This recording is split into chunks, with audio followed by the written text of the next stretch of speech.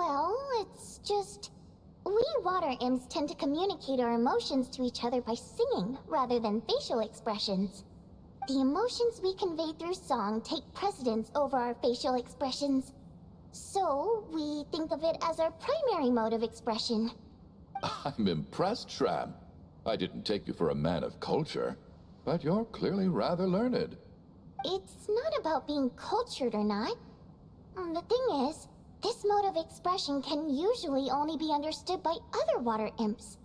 It's not a simple case of a song sounding happy or sad. And yet, you're clearly human, Mr. Shram. It's really not the big deal you're making it out to be. I think I just have a knack for it. Plus, I have a... very close friend who's a water imp. A delightful lady. But keep that a secret. Anyway, we spent so much time together that before I knew it, I noticed I could understand her expressions. Oh, I guess that makes sense. Still, the fact that you have a water imp friend is even more surprising. I'd better watch what I'm singing when I'm around you from now on. Hey, what are you implying? You're not secretly insulting the audience in your songs, are you? Heavens! Why would I do a thing like that? It's getting late.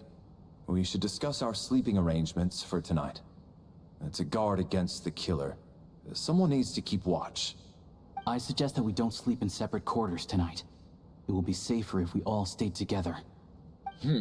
As long as someone keeps an eye on Lelik, I'm quite sure we won't have any trouble. Are you saying that you wish to bet your life on Miss Odette being the killer? Nonsense. Of course not. Then I propose the following arrangement for tonight. The Traveler, Odette, and I will form the Night Watch. We'll sleep in shifts, but two of us must be awake at any given time. An excellent idea. This allows us to handle the Night Watch while also keeping an eye on Lelik. Meanwhile, the rule of taking shifts in pairs resolves the other issue. Namely that we can't necessarily trust the Traveler or Valeri either. I expect that plan took you quite some time to come up with, didn't it? Actually, our field combat manual outlines a similar approach. Although the scenario there involves guarding prisoners overnight during field operations. That being said, I must clarify that I harbor no disrespect towards you personally, Miss Odette. In fact, Lelik's numerous covert operations make fine textbook examples for military agents. I care less about respect, and more about the fact that you just robbed me of 2/3 of my sleep tonight. I'm calling dibs on being the first to rest. Good night.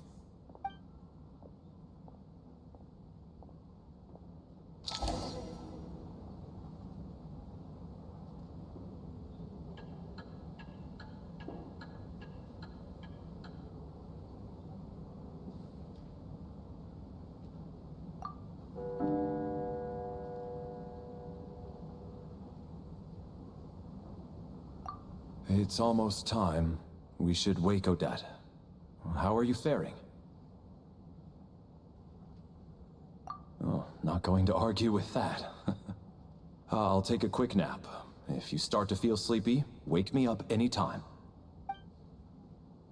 It's finally time for Odette and I to share the Night Watch. I should wake her up.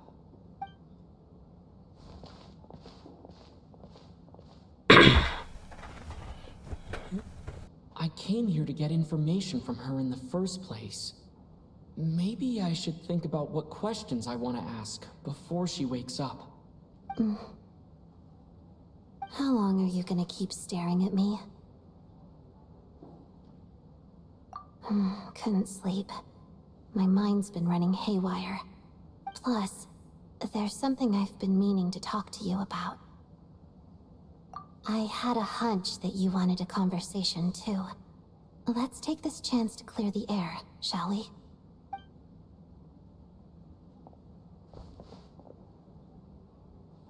I just had a simple question for you, really.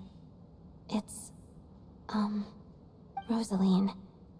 In her final moments, did she have any last words or anything?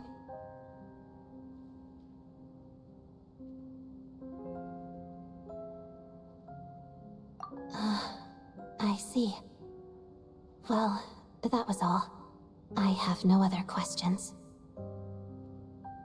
No. She was utterly ruthless in pursuing her goals.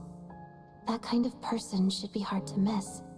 And yet, even though I never approved of her methods, and she was an abrasive person, the fact remains that I am indebted to her.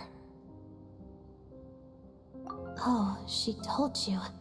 I guess that makes sense. I think she and Rosaline were on pretty good terms. Yes. Rosaline wasn't the kind to gossip about this sort of thing. Not that it's any huge secret to me, though. When I was a child, I had to join the Fatui for the sake of my mother and me. I trained under Rosaline. It was extremely grueling, and it didn't exactly come naturally to me.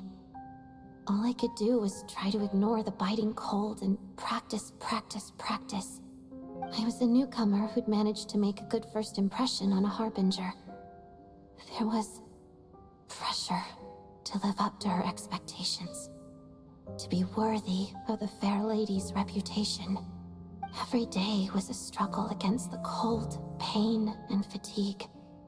And most nights, I struggled to fall asleep.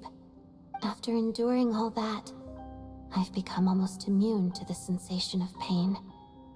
I suppose that was the cost of survival. Surely, any child who had to experience that would grow to hate her lot in life, don't you think? So, I put an equal amount of effort into my ballet.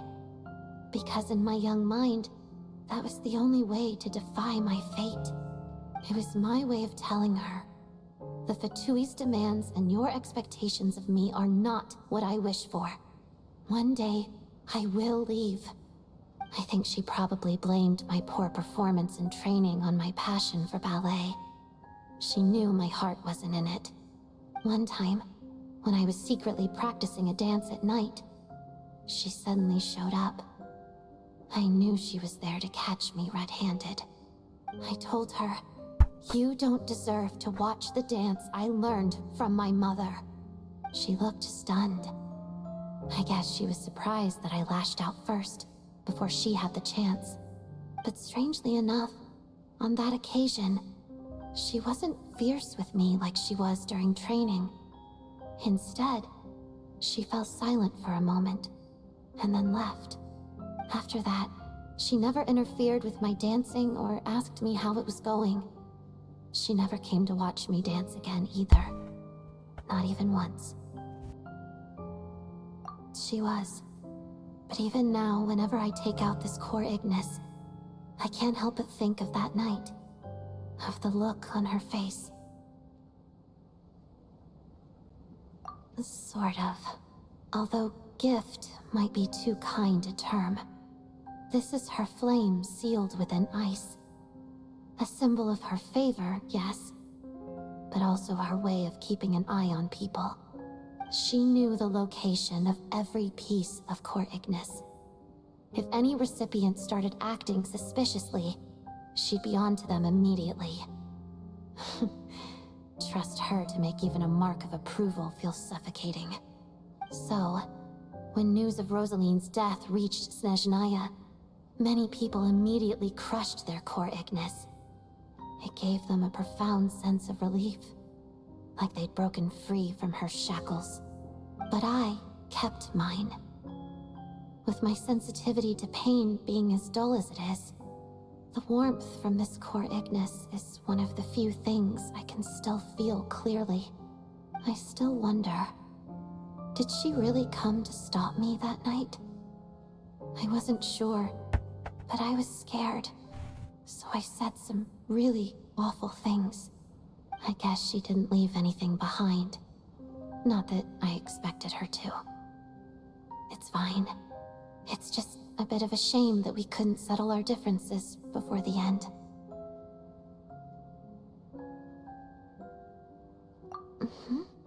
She did. Are you sure she was talking about this event?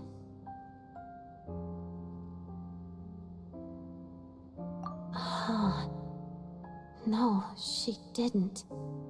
I didn't even find out that she'd gone to Mondstadt until a while after she'd left. Wait, in that case...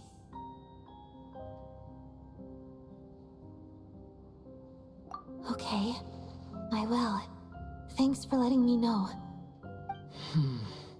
There's something I'm trying to figure out. I'm beginning to suspect that Paimon's mystery illness is being caused by the energy research behind Project Stuja. Paimon's very important to me, so I have to get to the bottom of this. I figured that since you're Lelik, you might know something about all this. The ultimate goal of this energy experiment is to create a weapon for the final battle. The weapon's construction was completed in Nodcry. Now, all that remains is to arm it with a sufficiently powerful energy. Yes, the weapon's development and all the related experiments are overseen by Lord Piero, the Jester, and the lab is located deep within the Armory Palace. I'm not sure why this experiment would be making Paimon feel unwell, though. The best way to get to the bottom of it would be to go there in person. Once we get out of here, I'll help you apply for an entry permit.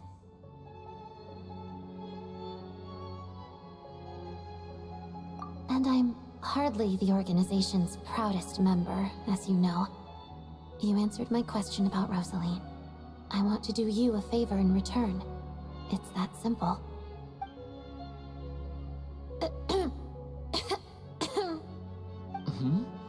What's wrong? Are you not feeling well? You two seem to be hitting it off.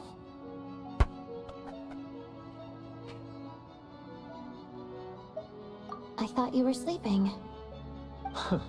Of course I was. In the military, one learns to fall asleep quickly, even in the most inhospitable environments. It's vital to staying alert and energized. Why? Is something wrong? Even if he was awake, he can't have overheard us, right? Well, thank you both for keeping watch. Traveler, I'll take over for now. It's your turn to get some sleep. Sure.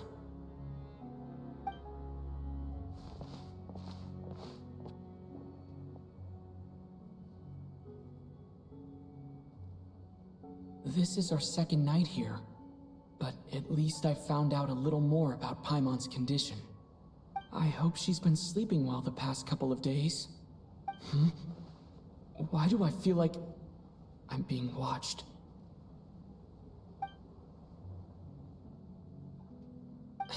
Seriously? Is this payback for when I stared at her earlier? But I thought she was asleep. Never mind. I'd better try and get some sleep myself.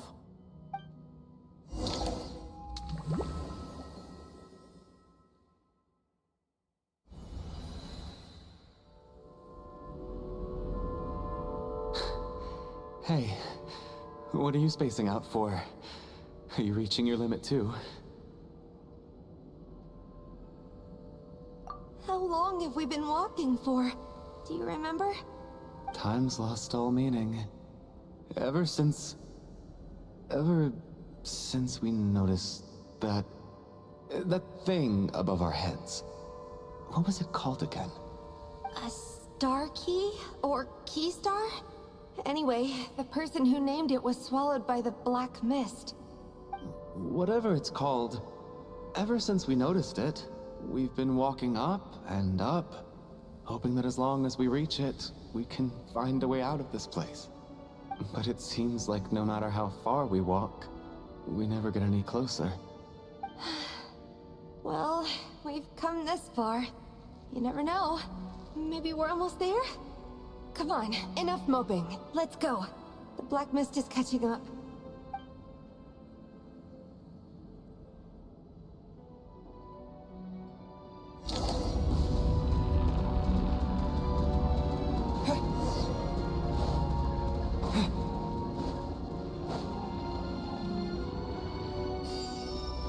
Monsters! Watch out! Not again! I've lost count of how many times we run into them. Be careful.